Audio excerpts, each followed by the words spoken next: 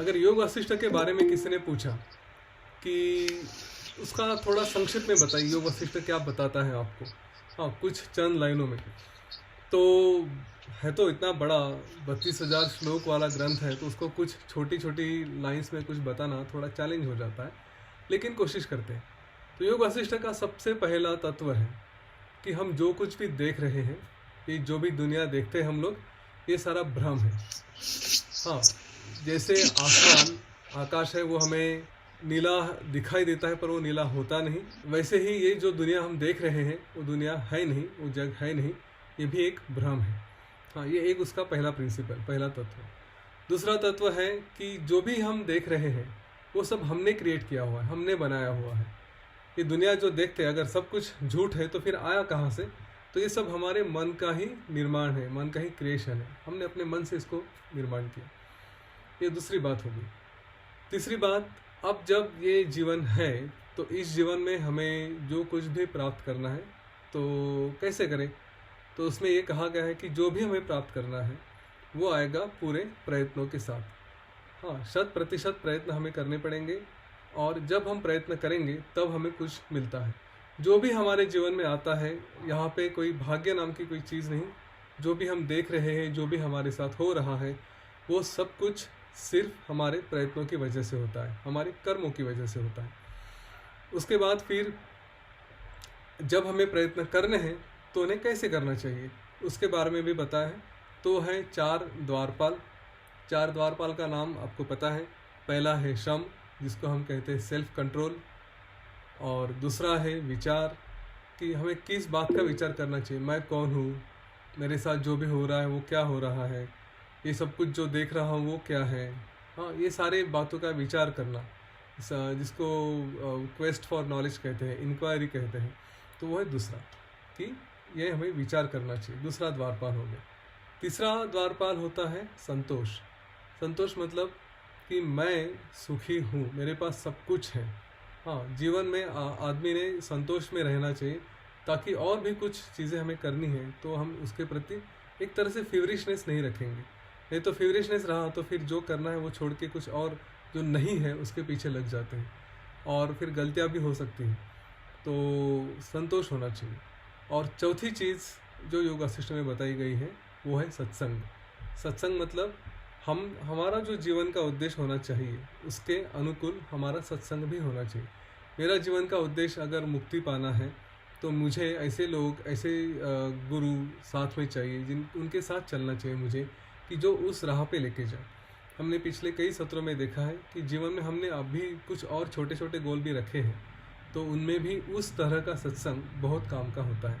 जैसे कि अगर गोल है कि मुझे यूपीएससी की एग्ज़ाम देनी है, तो मेरे दोस्त जो साथी हैं वो भी यूपीएससी की तैयारी करने वाले ही होने चाहिए, ना कि ट्रैकिंग वाले या मूवीज़ वाले या खेलने वाले, क्योंकि फिर उनका एरिया अलग होता है। तो सत्संग मतलब सिर्फ अच्छे लोगों का सत्संग ऐसा ज़रूरी नहीं है, अच्छे लोग, लेकिन वो उस लाइन पे भी होने चाहिए, वो भी दूसरा एक एस्पेक्ट उसमें आता है। तो ये भी बताया गया था योग वशिष्ठ में कि 4 द्वारपाल होनी चाहिए।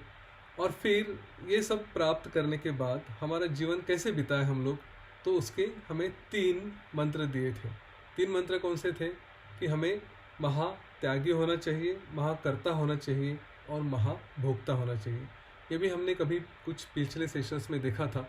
महात्यागी मतलब सारी संकल्पनाएं छोड़ दे, क्या अच्छा क्या बुरा, क्या सही क्या गलत, ये सारी संकल्पनाएं हम लोग छोड़ दें, और सिर्फ जो हमें कार्य करना है वो कार्य करने पे ध्यान दें।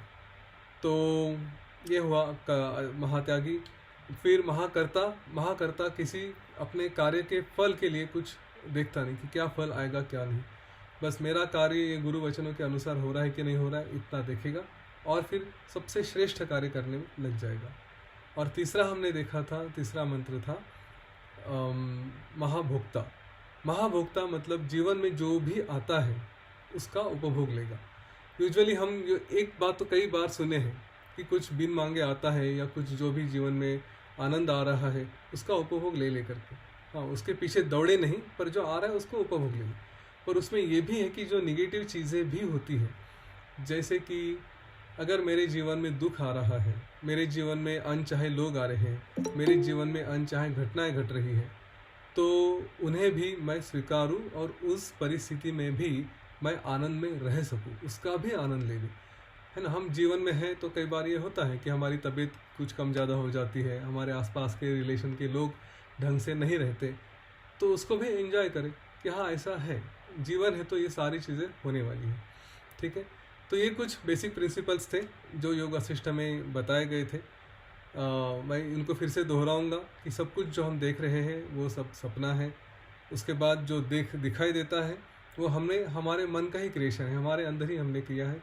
तीसरा, फिर हमें जो भी जीवन निकालना है, इसके बाद जो भी करना है वो सारा 4 द्वारपाल के साथ करेंगे।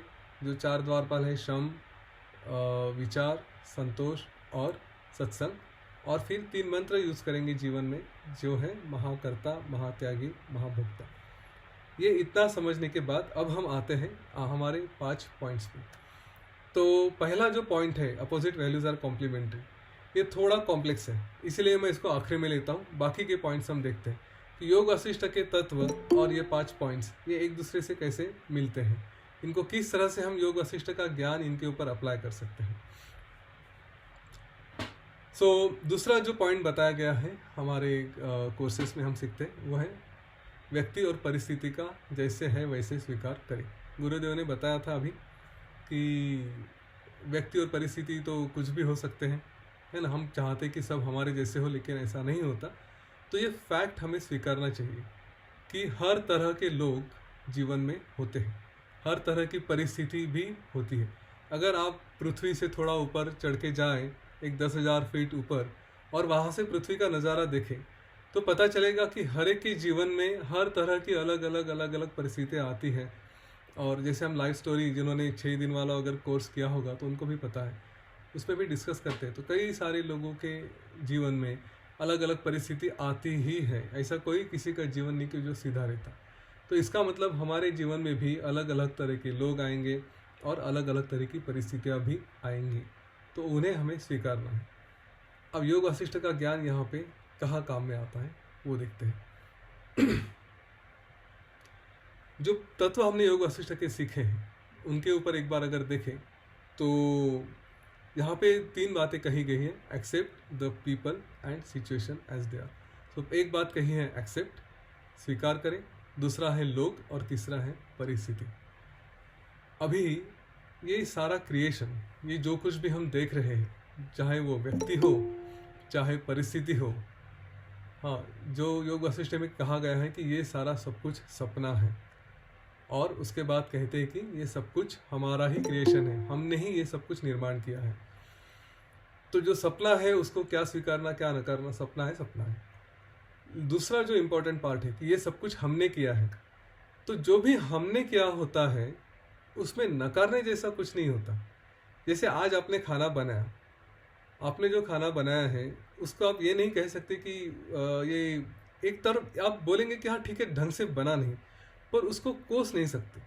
आपने कुछ काम किया, अपना ही काम है, तो उस काम को आप कोस नहीं सकते। आप ज़्यादा से ज़्यादा क्या करेंगे कि कुछ तो गलती होगी, इसको थोड़ा ठीक करेंगे, इतना ही ज़्यादा से ज़्यादा सोच सकते हैं। लेकिन ये ऐसा क्यों हुआ, ये ऐसा क्यों हो रहा है ना, किया तो हमने ही है फुल्ली, तो जो हो रहा है या ऐसा क्यों है इसके बारे में हम कुछ बोल नहीं सकते। अगर हमें एक मूर्ति बनानी रही और वो मूर्ति बनाते बनाते उसमें कुछ गलतियाँ आ गई, कुछ खामियाँ आ गई, ढंग से नहीं बनी, तो हम किसको दोष देंगे? दोष किसी को देने के लिए जगह ही नहीं बनती, क्योंकि हमने ही सब कुछ किया हुआ है। जो कुछ किया है, जो कुछ देख रहे हैं, वो सब कुछ हमारा ही है, तो हम दोष दे दे के किसको देंगे? प्रश्न वही आता है ना। तो accept the people and situation, व्यक्ति और परिस्थिति स्वीकारें। तो कौन व्यक्ति है? हमारे आसपास जो भी व्यक्ति देख रहे हैं वो तो हमारा इमेजिनेशन ही है। योग वशिष्ठ के हिसाब से सारा क्रिएशन, सारी दुनिया ये हमने ही की है।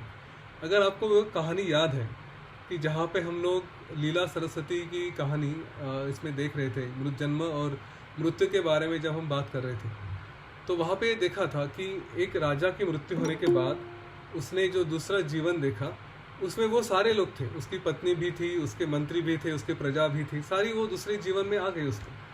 हालांकि ये लोग ऐसे ही अपने जीवन में थे, सबके सब मरे नहीं थे, लेकिन इसने सोचा था, इस राजा ने मरते वक्त सोचा था कि मेरे अगले जीवन में या मैं भी राजा बन के ही रहूँगा और मेरे जीवन में ये सारी प्रजा, ये मंत्रीगण सब रहेंगे, तो वो वैसे के वैसे ही रहे। अभी उन लोगों से अगर कुछ गलती होती है, कुछ उनका बिहेवियर ढंग का नहीं रहा, तो ये राजा थोड़ी ना उनको दोष दे सकता है। यहाँ पे उसको तो एक्सेप्ट करना ही पड़ेगा। अच्छा, उसने सारी घटनाएं भी अपने हिसाब से देखी थी। उस राज्य में उसने ये चाहा था कि उसको मुक्ति मिले, क्योंकि उसकी देवी सरस्वती से उसने प्रार्थना की थी कि मुझे मुक्ति मिले करके। इसका मतलब ये भी था कि उसने इनडायरेक्टली अपने मृत्यु के बारे में भी हाँ कर दी थी, क्योंकि सामने वाले राजा के साथ, दूसरे उसमें जो उसका युद्ध हो रहा था किसी के साथ, तो उस राजा, जो सामने वाला राजा था, उसको तो जीत चाहिए थी। तो नेचुरली उस राजा को जीत मिलने वाली थी, इसको इसकी मृत्यु मिलने वाली थी और युद्ध में हार भी होने वाली थी। तो ये तो किसी और को कोस नहीं सकता कि ये मैंने कैसे मांग लिया कि मेरी हार हो जाए, या फिर मैंने ये ऐसे लोग कैसे मांग लिए, है ना। जो भी था वो उसने सोचा था, उसने खुद ही मांगा था। तो यहीं पे वो स्वीकारने की बात आती है कि accept the people and situation, व्यक्ति और परिस्थिति को स्वीकारे। ये सारे व्यक्ति हमने ही किए हुए हैं। ये सारा जो दृश्य है, अगर आपको याद है मृत्यु के कहानी में हमने मृत्यु के बारे में जब डिस्कशन किया था, तो हमारे मृत्यु के समय हम वो दुनिया देखते हैं जो हमें देखना चाहिए, देखना चाहते हैं। तो उसी हमारे ही चित्ताकाश में, हमारे ही अंदर हम वो दुनिया देखना शुरू कर देते हैं। तो नेचुरली ये कोई किसी भगवान ने या किसी और ने भेजे हुए लोग नहीं है, या हमने ही देखे थे ऐसे ऐसे होंगे, ऐसे ऐसे रहेंगे, ऐसी ऐसी परिस्थितियाँ आएंगी, तो उन्हें तो स्वीकार करना है ही, कोई उसमें स्कोप ही नहीं है। हमने किया है तो होना ही है, ठीक है। तो ये पहली बात होगी, व्यक्ति और परिस्थिति का है वैसे स्वीकार करें। दूसरी बात या दूसरी बात ये थी, तीसरा पॉइंट जो था, don't be football of others opinion, दूसरे के मतों का फुटबॉल ना बने। ये विषय पे भी हमने कभी इन्हीं सत्रों में बात की थी। कहा है कि दूसरे के मतों का फुटबॉल मतलब क्या होता है कि हमारे मन में जो भी विचार आते हैं, से हम जो भी कृति करते हैं, एक्शंस जो भी करते हैं, वो एक्शंस कैसे होती है, पहले तो मन में आती है। अगर मुझे गुलाब जाम खाना है तो नेचुरली मेरे मन में आएगा कि गुलाब जाम खाया जाए। सो पहले गुलाब जाम खाने की इच्छा होती है मन में, मतलब मन पहले कार्य करता है, बाद में जाके फिर हाथ वो गुलाब जाम उठाएगा, खाएगा, और फिर मुंह में जीवा जो है वो उसका स्वाद लेगी और फिर मन को आनंद मिलेगा। ऐसा एक हम सोचते हैं कि ऐसा ऐसा होता है। तो इन सारी चीज़ों की शुरुआत ये मन से होती है। पहले मन कार्य करता है, बाद में फिर हमारा शरीर कार्य करता है। अभी मन कैसे कार्य करता है, हाँ, तो don't be football of others opinion, दूसरे के विचारों का फुटबॉल ना बने। तो हमारे एक्शन के पहले हमारा मन को देखना पड़ेगा कि क्या हमारा मन दूसरे के विचारों का फुटबॉल हो रहा है। पहले ये प्रश्न आना चाहिए। तो इस प्रश्न को देखते कि क्या हमारा मन फुटबॉल होता है। और अगर आपको वो सारे सेशंस हमने जो पहले कवर किए थे, अगर वो थोड़े याद है, तो ये बात काफ़ी हद तक सच है कि सारे विचार, मेरे ख्याल से पिछला ही सत्र था, पिछले हफ्ते नहीं हुआ, उसके पिछले वाला, कि सारे विचार जो आ रहे हैं हमारे मन में, ये हमारे नहीं किसी और के होते हैं। हाँ, इसको थोड़ा फिर से दोहराया जाए तो हमने जो भी रिएक्शंस होती हैं, जो भी हम देखते हैं, जैसे छोटा बच्चा है, अगर वो रास्ते से जा रहा है और उसने किसी कुत्ते को देख लिया, अकेला है, अंधेरा है, कुत्ता देख लिया उसने, तो उसको जो डर लगता है, वो डर उसको पहली बार अगर देख रहा होगा जीवन में तो उसको डर नहीं लगेगा, वो अपने आप चालू कर देगा। कुत्ता आएगा भौंकते भौंकते उसके पास, तो इसके साथ खेलना भी चालू कर सकता है। कि मैंने मेरे बेटे के साथ देखा था कि वो जो कॉकरोच होते हैं घर में, या छोटी चींटियाँ जैसी होती है, तो एकदम नन्हा सा था, और उसको जब देख रहे तो जाके पकड़ के उनको ऐसा उठा के इधर डालेगा उधर डालेगा, कोई डर नहीं था। डर तो पेरेंट्स के मन में था, हमने बताया अरे वो कॉकरोच है, ये है, वो है। हाँ, तो जब वो डर आ गया उसके बाद उसने डरना सीखा, तब तक बच्चे को डर था ही नहीं।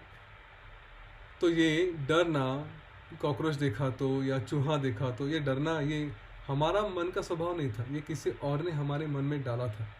और यहीं पे ये बात होती है कि हमारा मन ये दूसरों के विचारों का फुटबॉल होता है।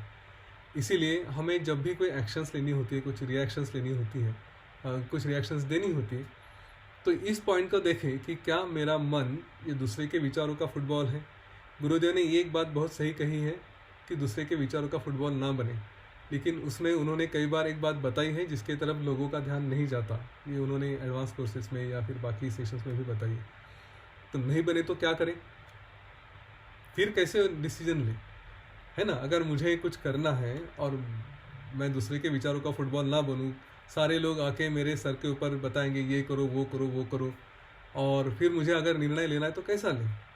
तो उन्होंने कहा है कि बैलेंस्ड माइंड, और इसको थोड़ा और देखा जाए, हम अपने मन के असली स्वरूप को देखें कि जो प्योर है, एकदम शुद्ध है। इसके ऊपर फिर कई संस्कार होते गए, जैसे कुछ पिछले जन्मों के भी संस्कार आते हैं। फिर हमने देखा है कि हमारे टीचर्स, हमारी किताबें, हमारे साथ जो जो भी घटनाएं होती हैं, वो हमारे पेरेंट्स और हमारे सारे रिश्तेदार, दोस्त, इन सारों का जो भी विचार है, जो बार बार बार बार हमारे मन पे आते हैं, उसका इम्प्रेशन बन के फिर हमारा मन बना है। तो नेचुरली हम जो भी करेंगे, सहसा यूजुअली जो भी करेंगे, वो तो दूसरे के मतों का फुटबॉल ही रहेगा। लेकिन जब हम इस राह पे आते हैं, हम शास्त्रों का अभ्यास करते हैं, जब हम ये देखते हैं कि मेरा असली स्वरूप ये एकदम शुद्ध है, ये इतने सारे इम्प्रेशंस का बना हुआ नहीं है, ये तो इम्प्रेशंस बाद में आए हैं, तो उस असली शुद्ध स्वरूप के हिसाब से मैंने अपना जीवन बिताना चाहिए।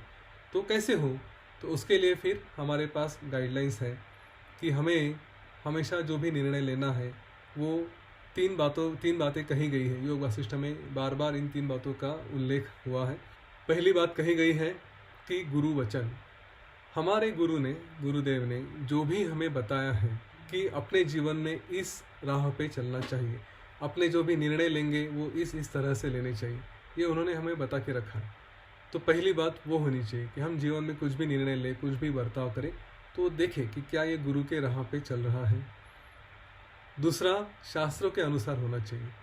ठीक है कि हम जो भी शास्त्र पढ़ते हैं, योग वासिष्ठ हम पढ़ते हैं, हम भगवत गीता पढ़े हैं या जो भी रामायण देखें, तो इन शास्त्रों को हम देखें कि इन शास्त्रों में क्या कहा गया है, हमारा बर्ताव कैसे होना चाहिए, उनके अनुसार हम अपना बर्ताव करें।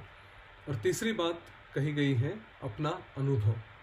तो हमारे अनुभव ने क्या क्या बताया हमें कि इस बात पे ठीक है, हमें ऐसा करना चाहिए, वैसा करना चाहिए, लेकिन हमारा अनुभव क्या कहता है, तो उस अनुभव का भी आधार लेके हमारा निर्णय लेना चाहिए।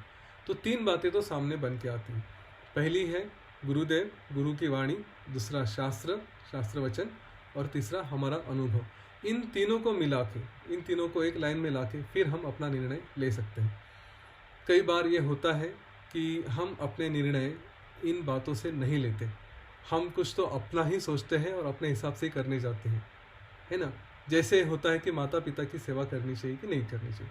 कभी हमें पता है, एक अच्छा राम जी को हम देखें तो उन्होंने कभी अपने माता पिता का अपमान नहीं किया, उन्होंने कभी भी उनकी आज्ञा का अवहेलना नहीं की, उनकी आज्ञा का हमेशा पालन किया है।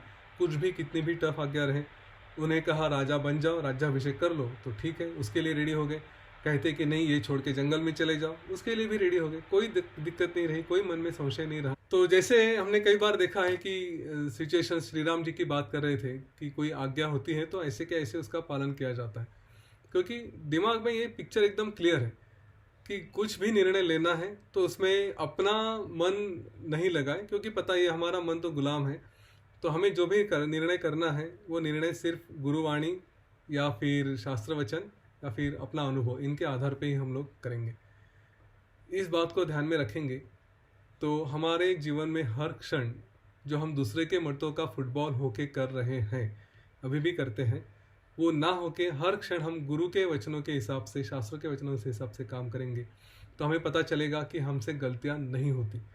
और क्योंकि कर्म ही नहीं होंगे, जो कुछ भी करेंगे हम लोग से, हमें जब भी जीवन में दुख होता है या कुछ भी होता है, उसका बेसिक रीज़न, प्राइमरी कारण क्या होता है कि कुछ तो हमने कर्म किए होते हैं, हमारे कर्म होते हैं, इसलिए हमें उसके परिणाम भुगतने पड़ते हैं। लेकिन जहाँ पे कर्म है ही नहीं, क्योंकि जो भी हम कर रहे हैं उसके पीछे भावना एक ही है कि हाँ मुझे गुरु ने बताया ऐसा करो इसलिए कर रहे हैं। ठीक है, मैं तो कहूँगा कि अनुभव भी हम छोड़ दें और शास्त्र वचन भी छोड़ दें, जो भी करना है गुरु के वचनों के हिसाब से करें। क्योंकि इतने सारे शास्त्र हैं, हम में से कितने लोग हैं जो योग वासिष्ठ पढ़ना चाहते हैं, कितने लोग पूरा पढ़ चुके हैं, अभी तक नहीं पढ़ चुके, है ना। तो सारे के सारे शास्त्र पढ़ेंगे कब और फिर कब समझेंगे और फिर उसका मतलब कब निकालेंगे और क्या करेंगे, किसको पता है। उसमें तो सारा जीवन चला जाएगा। जीवन जाते जाते तो बाकी सिचुएशंस तो आएगी ही आएगी। ये तो नहीं होगा ना कि हम सब कुछ छोड़ के कहीं जाके बैठेंगे आश्रम में या कहीं पे और किताबें पढ़ते रहेंगे, ऐसा तो नहीं होगा। ये जीवन जीते जीते हमें ये ज्ञान लेते लेते अपना जीवन आगे काटना है। तो क्या करें? गुरु का वचन सबसे इम्पोर्टेंट, क्योंकि अनुभव भी कितने बार अनुभव लेंगे, दूसरों के अनुभव है, हम भी फिर हर अनुभव लेते लेते लेते तो वो तो गलतियां होती रहेगी ना। तो इसलिए गुरु ने बताया है वही एक सबसे अच्छा मंत्र है, उसको पकड़ते हैं। उन्होंने कहा ये करो तो करो, उन्होंने कहा नहीं करो तो नहीं करो, ठीक है। और सारे मंत्र उन्होंने बताए हैं हमें। हमने गुरु के अगर अपने कोर्सेज भी किए, इवन बेसिक कोर्स जो है हमारा, उसमें भी काफ़ी सब कुछ कवर कर चुके हैं गुरुदेव। तो वो एक करें। हाँ, don't be football of others opinion, ये बात हम हमेशा ध्यान में रखें। ये नहीं कि कुछ निर्णय लेने का वक्त आया, जॉब छोड़ूं कि नहीं छोड़ूं, या फिर मुझे बिजनेस शुरू करना है तो कौन सा बिजनेस शुरू करूं, ये सारी बातें सोचने के वक्त दूसरे के ओपिनियन का विचार करो, ऐसा नहीं है। सिर्फ उसी वक्त करो, ऐसा नहीं है। जीवन में हर क्षण में इस बात का विचार होना ज़रूरी है। अगर यह विचार करें तो हम जो भी करेंगे, हमारे जीवन में जो भी एक्शन रहेगी वो हमारी एक्शन नहीं रहेंगे। अपने दिमाग में हम बताएंगे ओके गुरुदेव ये आपकी आज्ञा है, आपने बताया है ऐसी सिचुएशन में ऐसा करो, इसलिए ऐसा कर रहा हूँ। फिर इसके परिणाम भी आपको समर्पित है, पॉजिटिव आए तो भी आपको समर्पित है, निगेटिव आए तो भी आप ही को समर्पित है। हाँ, यहाँ पे हमारा दिमाग मैं कर रहा हूँ, वो जो डूअरशिप वगैरह आती है वो सब चली जाएगी। इसलिए don't be football of others opinion, दूसरे के विचारों का फुटबॉल ना बने। फिर क्या करें? गुरु वचन को फॉलो करें, जो गुरु वचन ने कहा है वही हम करेंगे। चौथा पॉइंट हमारे आर्ट ऑफ लिविंग के कोर्सेस में आता है गलतियाँ, right. Don't find intentions behind others mistakes, लोगों की गलतियाँ, उसके पीछे उनका उद्देश्य ना ढूंढें। फिर से यहाँ पे हम 3 बातें देखते हैं कि दूसरों की मतलब कोई तो दूसरा है। दूसरा एस्पेक्ट हम देखते हैं कि यहाँ पे गलतियों के बारे में बात कर रहे हैं, और तीसरा हम देख रहे हैं कि उसमें कुछ इंटेंशन है, ठीक है। अभी योग वशिष्ठ में हमने जो भी प्रिंसिपल्स देखे हैं कि सब कुछ जो कुछ भी है वो सब ब्रह्मन है। हाँ, वो एक ही परमात्मा हर जगह है, ना कोई दूसरा है ना कोई अपना है। इसको जो हम अद्वैत कहते हैं कि मैं और वो, योग मतलब क्या? मैं और वो दोनों को एक करना। तो मैं और वो ये कोई 2 अलग अलग बातें नहीं है, एक ही है। अगर एक ही है सब कुछ, तो दूसरों की गलतियाँ ये विषय कहाँ आता है? क्योंकि मैं, और जैसे मैंने अगर कहा कि मेरे किसी दोस्त ने कुछ गलती करी और फिर मैं उसको डांटने लगूंगा कि तुमने जानबूझ के किया है, ये तुम्हारा इंटेंशन ही ऐसा था, मुझे तकलीफ़ देने का, मेरा नुकसान करने का। तो यहाँ पे मैं क्या समझ रहा हूँ कि मैं और वो ये अलग अलग समझ रहे हैं, ठीक है।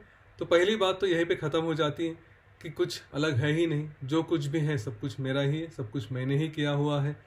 जो अगर वो कुछ कर रहा है तो मुझे भी वो मैं भी कर रहा हूँ। इस अपने पराये में ना एक छोटा सा किस्सा कभी याद आता है कि 2 लोग होते हैं, एक ने किसी को तकलीफ़ दी होती है थोड़ी सी। तो एक अच्छा आदमी जो होता है वो कहता है कि देखो तुम्हें इसके परिणाम भुगतने पड़ेंगे, और वो इस विचार में रहता है कि इसने कुछ गलती की है, अननेसेसरी तकलीफ़ दी है, तो जब भी समय आएगा इसको परिणाम भुगतने पड़ेंगे। जब उसके जो बी व्यक्ति होता है उसको जब अपने कर्मों के परिणाम भुगतने पड़ते हैं, जब उसके जीवन में ऐसी ऐसी घटनाएं होने लगती है, उसको वो सारे परिणाम दिखाई देते हैं कि उसने कुछ तो गलती की थी, अपने दोस्त के साथ कुछ किया था या किसी व्यक्ति के साथ किया था। तो इस व्यक्ति को, जो मैं कहूँगा अपराधी है, उसको परिणाम भुगतने पड़े। अब जिसके साथ अपराध किया था वो देखता है कि ये परिणाम भुगतना शुरू कर रहा है, तो पहले तो ये हंसने लगता है कि देखो मेरा वचन सही हो गया, उसको परिणाम भुगतना पड़ रहा है।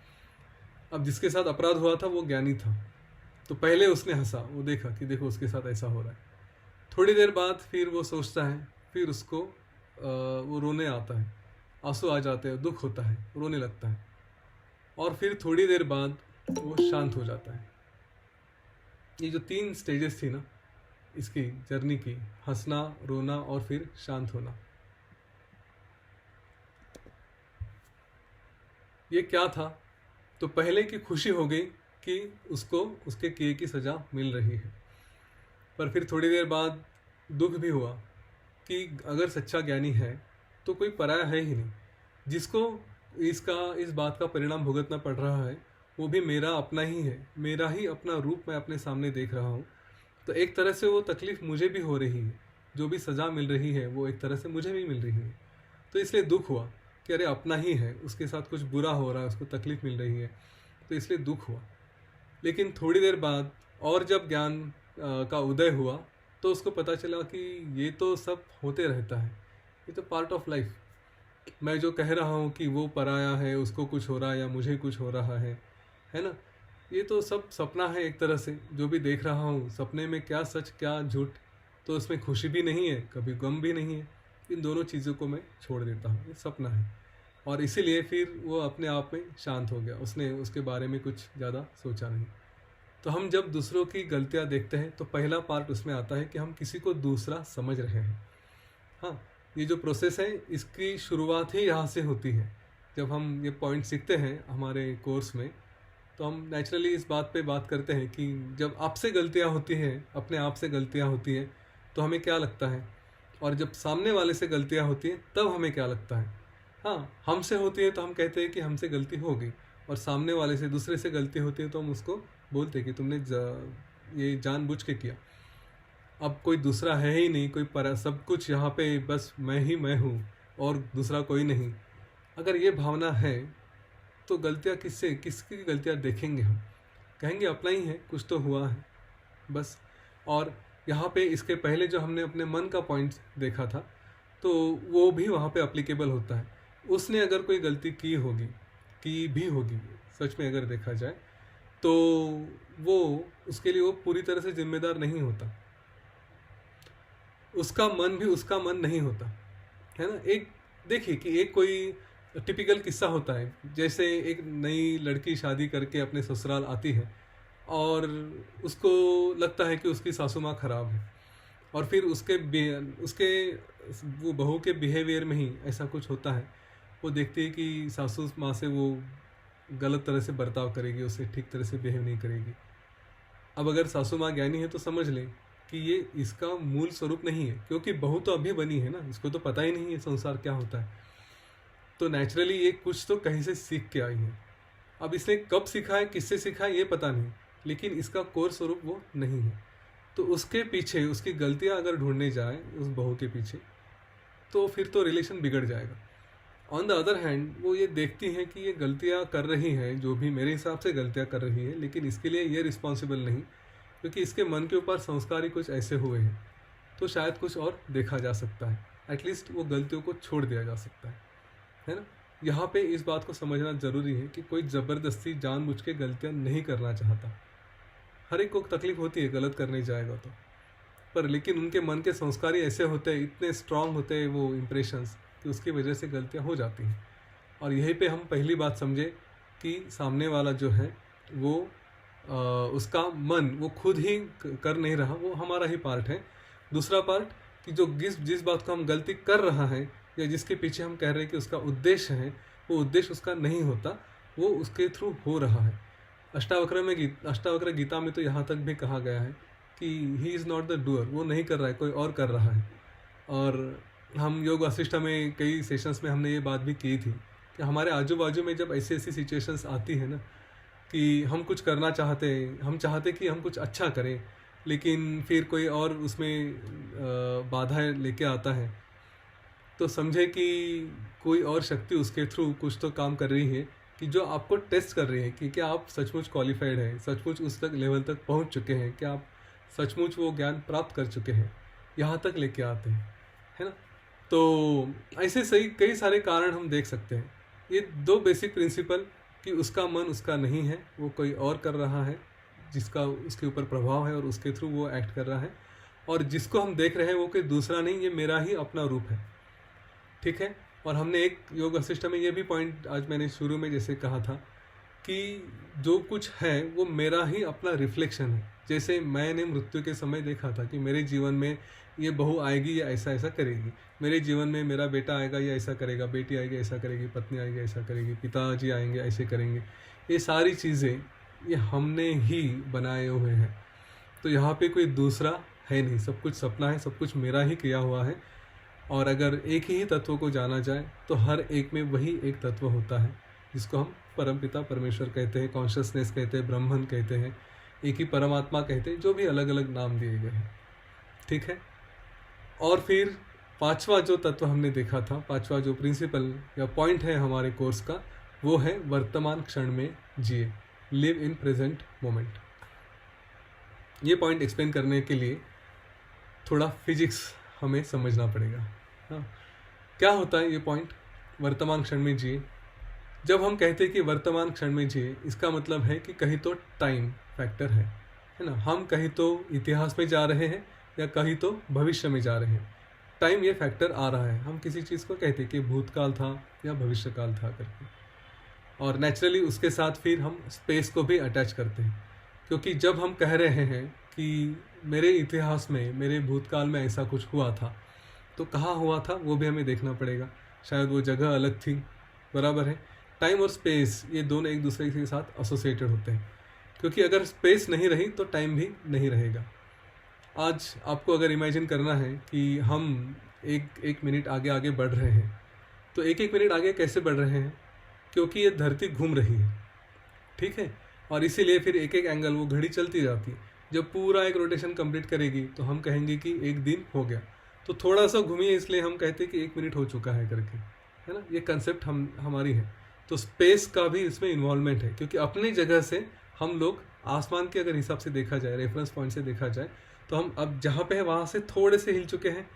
हर 1 मिनट में थोड़े थोड़े हिलते जा रहे हैं हम लोग अपनी जगह से, क्योंकि हम यहाँ पे बैठे सब लोग एक ही जगह है। इसलिए जैसे ट्रेन में रहता है कि सामने वाला हमें लगता है कि वो रिलेटिव है, वो अपने साथ ही बैठा है, वो कहीं नहीं जा रहा है, हम भी कहीं नहीं जा रहे, बल्कि ट्रेन लेके जा रही है। लेकिन एक दूसरे के हिसाब से हम एक ही जगह रहते हैं। वैसे ही हम यहाँ पे एक ही जगह है, लेकिन दूर से देखें तो हम अपनी जगह से हिल रहे हैं, ठीक है। आसमान के हिसाब से देखा जाए तो हम हिल रहे हैं। तो टाइम और स्पेस, हाँ, ये दोनों एक दूसरे के साथ एसोसिएटेड है। अभी प्रेजेंट मोमेंट की बात करते हैं तो हम कभी इतिहास में जाते हैं, कभी भविष्य में जाते हैं। अगर हमारा अस्तित्व देखा जाए, हमें कहा गया है कि हम उसी परमात्मा का, उसी ईश्वर का रूप है।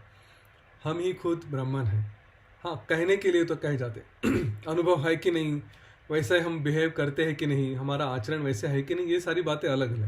हाँ, पॉइंट सीखने में क्या हर्ज है, कम से कम सीख तो लेते हैं कि क्या है। तो अगर हम कहते हैं कि हम ये परमात्मा का रूप है, तो परमात्मा का रूप कैसे है? वो तो अनादि अनंत है, ना उसको शुरुआत है ना उसको अंत है, ठीक है। और उसको तो कोई जिस हिसाब से कहा गया, उसको कोई समय का भी नहीं है, क्योंकि एक ही समय वो हर जगह है। शायद इसका भी उदाहरण हमने पहले कभी देखा होगा कि जैसे इमेजिन करिए कि एक व्यक्ति यहाँ से चांद तक का इतना उसका साइज है, उतना बड़ा है। अब उस व्यक्ति के हिसाब से उसके शरीर में जो कुछ भी हो रहा है, वो अगर ये देखा जाए कि उसके पैर में दर्द है, तो उसको उसका सेंसेशन होने के लिए क्या समय लगता है? एक तरह से कुछ नहीं। वो कहेगा कि हाँ, मेरे पैर में दर्द हो रहा है, पर ये तो नहीं कहेंगे ना कि वहाँ से इतने हज़ारों किलोमीटर दूर तक तुम्हारे पैर हैं तो वहाँ पे कुछ हो रहा है, वो सेंसेशन आने जाने में समय लग रहा है। या फिर तुम्हारे पैर में कल हुआ था या 2 मिनट पहले सेंसेशन हुआ था, वो अब तुम्हें अभी महसूस हो रहा है। ऐसा तो नहीं कह सकते। कब दर्द हुआ? अभी हुआ, है ना। उसमें कोई संशय लेने के लिए जगह ही नहीं होती, क्योंकि ये दोनों चीज़ें एक ही जगह से कनेक्टेड है। अब अगर हमारा अस्तित्व पूरा, जितने विश्व हैं, जितना भी चिदाकाश है, शुरू से लेके अंत तक हम ही हम हैं, ठीक है। तो उसमें ना स्पेस आती है ना समय आता है, क्योंकि जो कुछ भी हो रहा है वो अब भी हो ही रहा है। समय के हिसाब से क्या है, सब कुछ हर जगह वो एक साथ देख रहा है। अगर आप देखेंगे, यूँ कहिए कि शनि के यहाँ से देखेंगे या फिर गुरु ग्रह के यहाँ से देखेंगे, तो पृथ्वी के तो कई रोटेशंस हो चुके हैं। उनके यहाँ से जब देखना शुरू करेंगे तो ये तो नहीं कह सकते ना कि वो कल हुआ था या परसों हुआ था। क्योंकि वहाँ से रेफरेंस पॉइंट अलग है। उसके हिसाब से आपने अगर वो इंटरस्टेलर मूवी देखी होगी तो उसमें बताया गया था, एक पॉइंट आया था कि लोग जब वो दूसरे गैलेक्सी के बॉर्डर पे जाते हैं तो वहाँ का 1 घंटा मतलब यहाँ के 7 साल, ऐसे कहा गया था। हाँ, थ्योरी ऑफ रिलेटिविटी का थोड़ा रेफरेंस उसमें आता है। तो बात यही है कि हम अगर दूर से देख रहे हैं, हम अगर पूरे बड़े हो गए, एक लेवल तक चले गए, तो यहाँ पे जो समय की संकल्पना है, जो हम कहते कि यहाँ पे कुछ कल हुआ था या 1 साल पहले हुआ था, वो हिसाब से वहाँ से देखेंगे तो कोई कहेगा कि हाँ, ये कुछ 1 घंटे पहले ही हुआ था।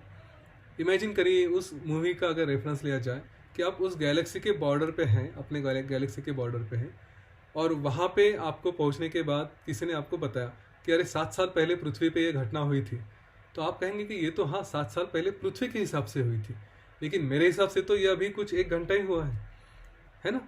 इस बात को अगर देखा जाए तो बॉर्डर, गैलेक्सी के बॉर्डर के हिसाब से अगर ये 1 घंटा और 7 साल का रिलेशनशिप है, तो उसके बियॉन्ड जब जाएंगे हम, उससे भी बड़े हो जाएंगे, जब हम पूरा सब व्याप्त कर लेंगे, तो नेचुरली कहीं पे भी कुछ भी हो रहा है या हुआ है या होने वाला है, हम एक ही समय उन सारी चीज़ों का साक्षी रहेंगे, उन सारी चीज़ों को हम एक साथ देखते रहेंगे, क्योंकि वहाँ पे कोई टाइम की कंसेप्ट बचती नहीं है।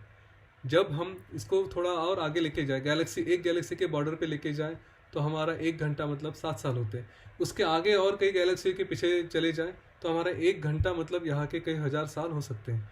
और इस हिसाब से अगर ये अनंत है विश्व, ये पूरा अनंत, परमात्मा ही अनंत है, तो हम कहीं पे भी रहें एक छोर पे, तो वहाँ के हिसाब से टाइम नाम की कोई कंसेप्ट ही नहीं रहती, वो बचती ही नहीं। अगर वक्त की, टाइम की ये कंसेप्ट नहीं बची, समय की कोई कल्पना ही नहीं रही, तो पास्ट क्या और फ्यूचर क्या, वहाँ पे कोई पॉइंट ही नहीं आता। सब कुछ है वो वर्तमान क्षण में ही है। तो अगर अपने आप को हम लोग इस बात को समझ लें, हाँ, रियलाइज़ करना इज़ डिफरेंट स्टोरी। मैं ये कई बार बोल चुका हूँ कि मैं हूँ ब्रह्मन शिवोहम, हम जो कहते हैं श्लोक में, सच्चिदानंद है, ये हमारा स्वरूप है, वगैरह वगैरह, ये है कि नहीं, ये हमें विश्वास है कि नहीं, ये हम समझ चुके हैं कि नहीं, जानते हैं कि नहीं, वगैरह वगैरह, ये सारी बातें अलग है। लेकिन गुरु ने बताया ऐसा है तो ऐसा है, ठीक है, तो है। तो इसके बाद फिर मेरा अगर ये स्वरूप रहा, तो पिछला क्या अगला क्या, सब कुछ मैं उनको साक्षी भाव से देख रहा हूँ, क्योंकि जो भी हो रहा है वो तो मेरे से दूर है। अगर आपको याद है, किसी मेडिटेशन में गुरुदेव ने भी ये कई बार कहा है कि जैसे आसमान में, आकाश में बादल आते हैं, तो आकाश को बादल से कुछ फ़र्क नहीं पड़ता, वो आता है और चला जाता है। वैसे ही उन्होंने ये भी कहा था कि हमारे जीवन में जो भी घटनाएं घटती हैं, तो हमें अपने आप को आकाश की तरह रखना चाहिए। और ये घटनाएं जैसे बादल आती और चली जाती, उन बादलों ने हमारे जीवन पे, हमारे विचारों पे, हमारे अस्तित्व पे किसी भी तरीके से कोई परिणाम नहीं करना चाहिए, और हमें होने भी नहीं देना चाहिए। साक्षी भाव से देखें। जब हम कहते हैं कि हम वर्तमान क्षण में जी रहे हैं, इसका मतलब ही यही है कि मेरा स्वरूप इतना बड़ा है कि मेरे जीवन में जो कुछ भी है वो एक साक्षी भाव से सिर्फ मैं देख रहा हूँ। ना कुछ अगला है, ना कुछ पिछला है, सभी एक साथ एक ही समय पे हो रहा है।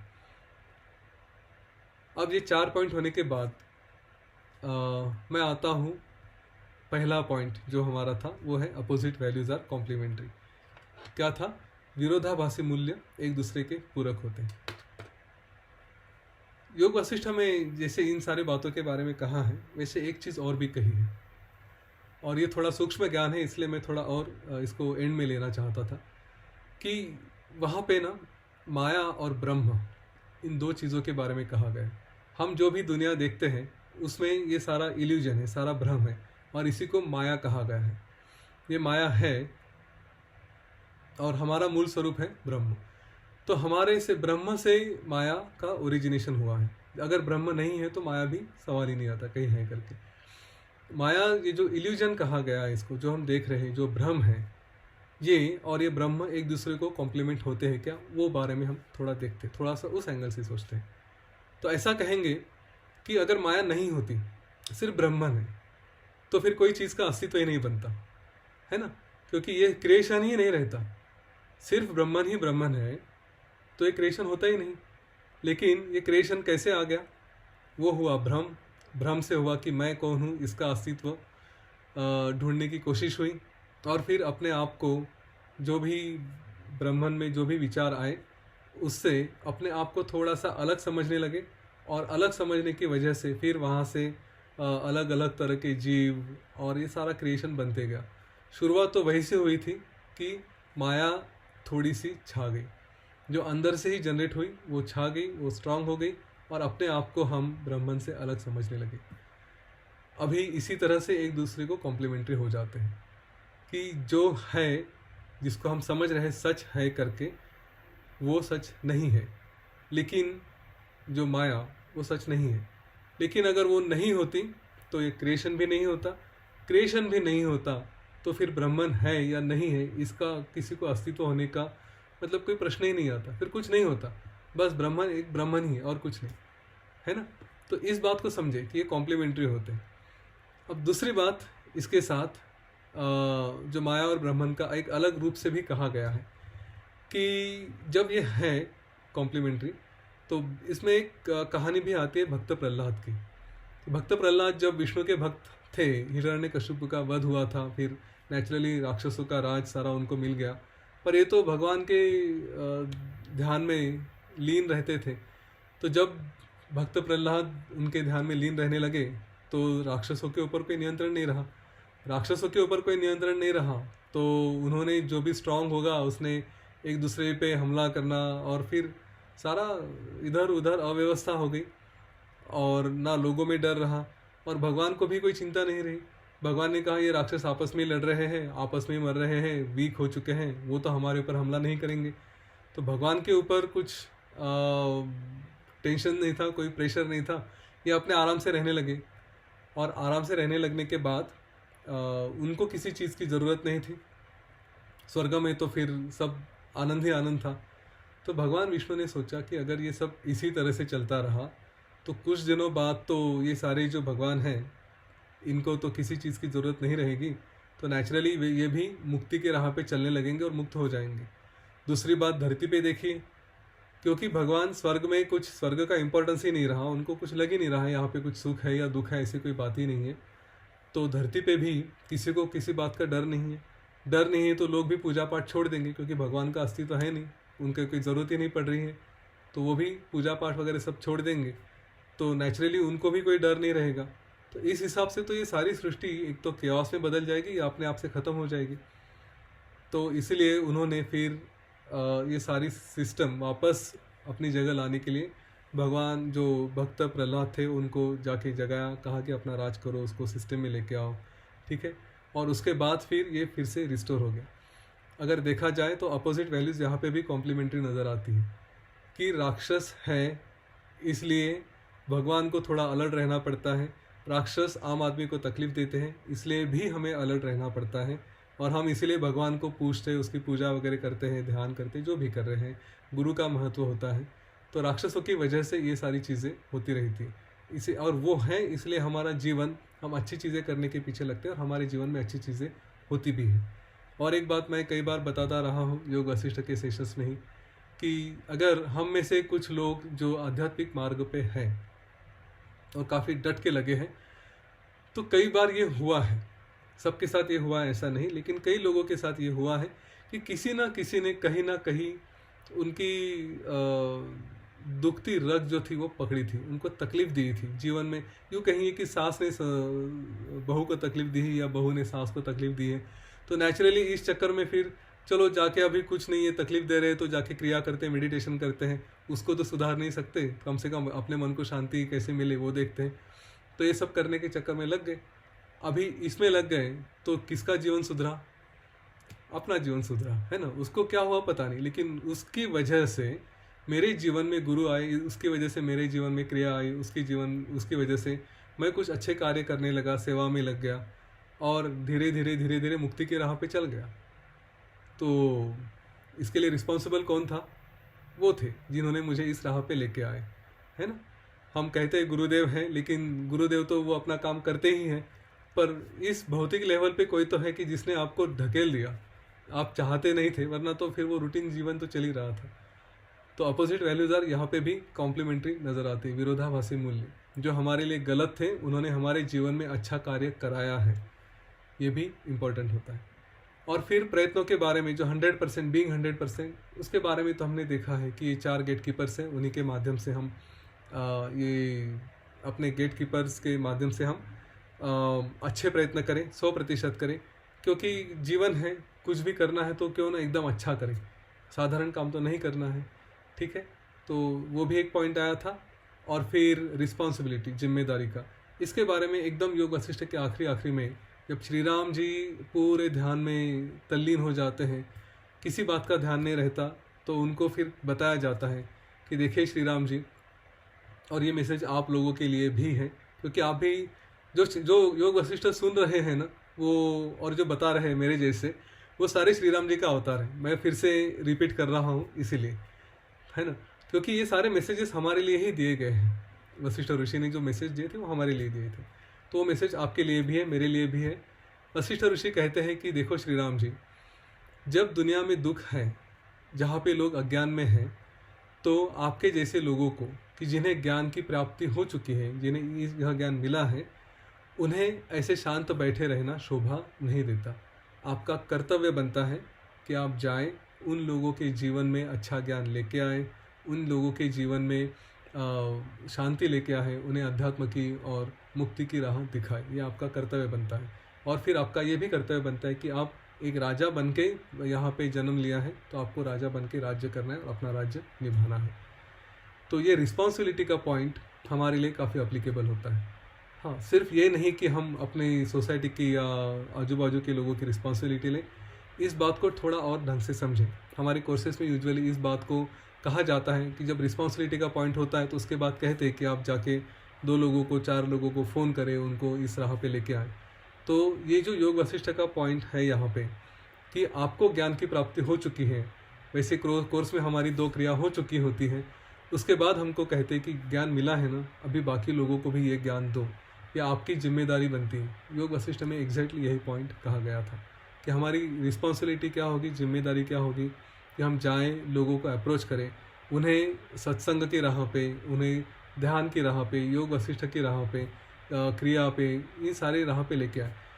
कुछ लोग अगर कहते हैं कि नहीं, और ये शायद कुछ लोगों को पसंद नहीं आएगा, लेकिन मैं बोल देता हूँ कि कुछ लोग अगर कहेंगे कि नहीं मुझे आर्ट ऑफ लिविंग में नहीं आना है, तो उनको इतना ज़रूर कहिए कि ठीक है, लेकिन आप कुछ ना कुछ योग ध्यान अपने जीवन में कहीं से भी हो लेके आए, इस राह पे चले। हमारा उद्देश्य यही रहेगा कि जितने भी हो सके हमारे जीवन में जीते जी, हमारे मरने के बाद तो कुछ फ़र्क नहीं पड़ता इस सृष्टि में क्या हुआ और क्या नहीं हुआ, लेकिन जाते वक्त हमें ये एक समाधान होना चाहिए कि कुछ लोगों के जीवन में हमने वो अच्छे लेके आई है, और हम लेके आए तो अच्छी तरीके से लेके आए।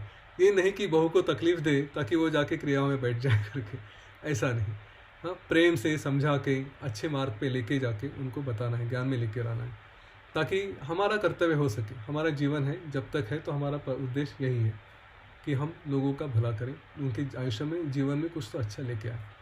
ठीक है, तो ये रिस्पॉन्सिबिलिटी का भी पॉइंट योग वशिष्ठ में इस तरह से कवर किया गया है। तो आज यहीं पे रुकते हैं, और कुछ प्रश्न हो तो डेफिनेटली ले लेंगे, वो देखते हैं। लेकिन इन बातों को ध्यान में रखें कि इस तरह से योग वशिष्ठ के माध्यम से भी हम अपने 5 पॉइंट्स को देख सकते हैं। और सबसे बड़ी बात जो मैंने अभी तक करी थी कि इन बातों का अभ्यास करते रहिए। हमें सिर्फ 5 पॉइंट बताए गए हैं। यूजुअली हमारे कोर्सेज में ये होता है कि हम कोर्स सीखते हैं, घर जाते वक्त होम गोइंग इंस्ट्रक्शंस में क्रिया के बारे में बताया जाता है। मैं इस बात को और कहूँगा कि घर जाते वक्त या अभी भी ये जो 5 पॉइंट्स हैं, ये आप हमेशा याद करें। ये नहीं कि क्रिया करने के लिए हमें खाली पेट होना ज़रूरी है, लेकिन ये पॉइंट्स हम नहाते वक्त भी याद कर सकते हैं, कहीं पे भी याद कर सकते हैं। रोज़ रोज़ इसका रिवीजन करें, ये 5 पॉइंट्स क्या है। इसका बेनिफिट ये होता है कि जब भी हमारे जीवन में कोई सिचुएशन आती है, तो ये पॉइंट तुरंत हमारे दिमाग में आ जाता है कि अरे ऐसा सोचना चाहिए, ऐसे नहीं करना चाहिए। किसी ने गलती की और हम बार बार इस पॉइंट को रिवाइज कर रहे हैं, तो हम देखेंगे कि अरे ये तो मैं बता रहा हूँ, ये मैं सीखा हूँ कि किसी की गलती के पीछे उसका उद्देश्य नहीं देखना चाहिए, तो तुरंत हमारा मन शांत हो जाएगा। और ख़ास करके टीचर्स के लिए भी ये इम्पॉर्टेंट है कि वो कोर्सेज बार बार लें जितना हो सके, क्योंकि जब सिखाएंगे तो टीचर्स को भी इसका रिवीजन खुद हो जाता है। हाँ, इस बात का ध्यान रखें। अभी यहाँ पे रुकूंगा। 2 चीज़ें, एक तो योग वशिष्ठ पे कई सारे ऋषियों के, कई सारे संतों के टॉक्स हैं। हाँ, आप देखेंगे खाली आर्ट ऑफ लिविंग में ही नहीं, आर्ट ऑफ लिविंग के बाहर भी जो भी स्पिरिचुअल वर्ल्ड है उनमें भी अलग अलग पंथ है, अलग अलग ऋषि हैं, अलग अलग स्वामीज हैं। तो इन्होंने भी अपने अपनी तरह से अलग अलग जगह पे कई बार उसके ऊपर प्रवचन दिए, डिस्कोर्सेस दिए हैं। तो मैं जहाँ तक वो यूट्यूब पे अवेलेबल है, तो मैंने ये काम शुरू कर दिया है कि उनके सारे प्रवचन वहाँ से ले लूँ और वो एक तरह से उनके नाम से प्लेलिस्ट बनाना शुरू कर दिया है। जैसे एक कोई स्वामी श्रवणानंद जी हैं, तो उनके कई सारे टॉक्स हैं, उनकी एक प्लेलिस्ट बना के मेरे यूट्यूब चैनल पे अटैच किए। तो आप जब भी मेरे चैनल पे जाएंगे यूट्यूब के, तो आपको वहाँ पे उनके नाम से एक प्लेलिस्ट दिखेगी। उसके बाद फिर स्वामी अनुभवानंद है, उनके भी नाम से कई सारे लेक्चर्स हैं, उन्होंने भी कई अलग अलग जगह योग वशिष्ठ पे टॉक्स दिए हैं। तो उनको भी पकड़ के उनके अलग अलग मैंने प्लेलिस्ट बनाई है, तो आप जाके वो भी देख सकते हैं। तो जब भी समय मिलता है, कुछ ट्रैवल कर रहे हैं, काम कर रहे हैं, घर पे हैं, हाँ, और ऐसा लग रहा है कि हम अपने कानों को थोड़ा एंगेज कर ले ज्ञान के माध्यम से, तो वो हेडफोन लगा दीजिए, मोबाइल पे यूट्यूब चालू कर दीजिए और जाके एक कोई तो प्लेलिस्ट शुरू करिए। एक बार वो प्लेलिस्ट शुरू हो गई, तो जब भी अगले बार आप उस चैनल पे जाएंगे, तो सारे के सारे वीडियो एक के बाद एक अपने आप प्ले करना शुरू करेंगे। तो जितने लोगों का बार बार अलग अलग तरह से हम उनके विचार सुनेंगे, हाँ, उतना ही ये ज्ञान पक्का होता जाएगा और हमारे मन पे जो अभी तक इम्प्रेशंस बने हैं वो सारे धीरे धीरे निकालने में ये काम आएंगे। ये जो गंदा हुआ मन है, कपड़ा है, इसको जितने बार धोएंगे उतना बार मल निचोड़ता जाएगा और शरीर और मन स्वच्छ होता जाएगा। तो देखिए, अलग अलग लोगों को सुनते जाइए। और ये प्रोजेक्ट अभी अधूरा है, मैं और भी काम कर रहा हूँ और लोगों के भी ले रहा हूँ। आर्ट ऑफ लिविंग के भी जितने टीचर्स हैं जिनके पब्लिकली अवेलेबल वीडियोस हैं, उन सभी को मैं लेके उसमें डालूँगा। तो हो सकता है आने वाले वीक में ये कवर कर लूँ, और इसीलिए आपको अगर कुछ टॉपिक्स है तो आप बता सकते हैं। दूसरी बात ये थी कि ये जो प्रोग्राम कर रहा हूँ अभी भी योग वशिष्ठ का, इसको मुझे कॉरपोरेट्स के पास लेकर जाना है, कि जिसमें जहाँ पे एक तरह के लोग होते हैं, कॉरपोरेट्स में है या किसी बिजनेस में है, कोई ऑर्गेनाइजेशन में है, कोई कम्युनिटी है, तो उनको भी उनसे रिलेटेड, उनसे संबंधित जो भी योग वशिष्ठ का ज्ञान है वो उनके काम के हिसाब से कैसे ठीक होता है। मतलब किसी को परफॉर्मेंस के बारे में अगर कंपनी को बात करनी है, तो ये ज्ञान उनके यहाँ कैसे उपयोग में आ सकता है, उसके लिए भी प्रयत्न करने। तो अगर आपको लगता है कि आप अपने कंपनी में, अपने ऑफिस में या कहीं और भी ये कर सकते हैं, ऐसे प्रोग्राम्स या ऐसे टॉक्स ऑर्गेनाइज कर सकते हैं, तो मुझे बड़ा आनंद होगा वो करने में। उनके लिए भी हम लोग ये ज्ञान दे सकते हैं। आपने ये सेशन अटेंड किया, बहुत बहुत धन्यवाद। और आपका पूरा अगला सप्ताह शुभ रहे, पूरा जीवन शुभ रहे। गुरु चरणों में यही प्रार्थना करेंगे। जय गुरुदेव।